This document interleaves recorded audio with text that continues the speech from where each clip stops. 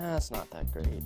Whoa, whoa, that's a good one. Look at the composition of that thing. Man, I'm high. Ryan, Hey, special delivery. What's up, Jake? USA Today. Oh my gosh, whoa, check this out. Wait, hold on. Here we go. Look, in this section, TV on the web. Apple Byte, baby. What? Apple Byte, that's hot. That's great. No, it's so great. I'm gonna replace my Justin Bieber autograph photo with this thing. Yeah, whatever. We gotta go to the morning meeting. Let's go. Come on. What? Meeting? Come on. Again?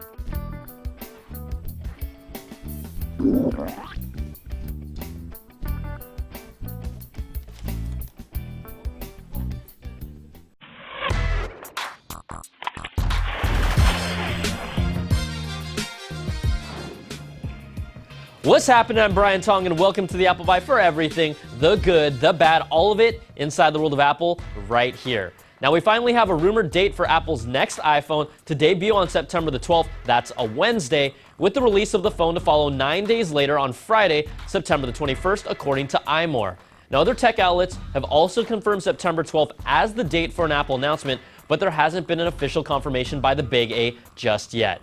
iMore also reports that the iPad mini, yes, that guy, will be announced at the same event along with the new rumored iPod Nano and iPod Touch, with September historically being the time for Apple's music player announcements. Now, iLounge chimes in with some details about the iPhone and the new dock connector that some people are still obsessed about.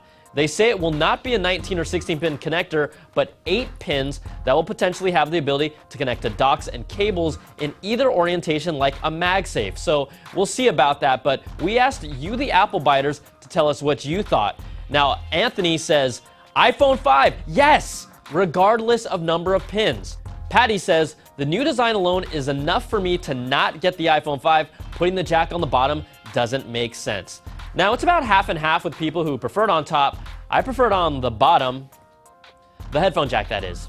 Kevin says they should wait for a better phone, and that's BlackBerry 10. No.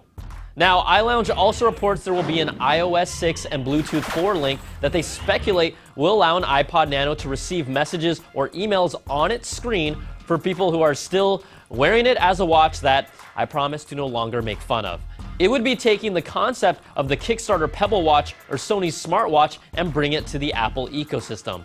Also, with the announcement potentially getting closer, new video footage and still images from Japanese repair shop iLab Factory shows a fully assembled device of what the front and the backside of the new iPhone might look like.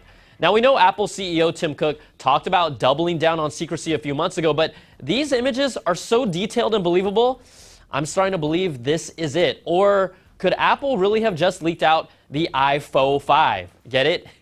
I said faux instead of phone. All right, let's check out our app of the week.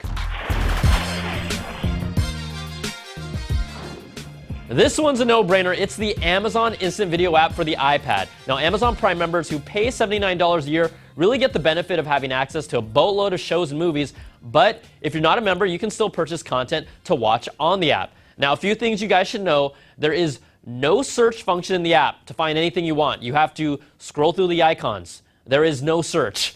Also, thanks to Apple's awesome rules, if you want to purchase any content and view it here, you have to go to Amazon's website first to make the transaction, and then it will appear in your library, but you can't do it within the app, and you can thank Apple for that.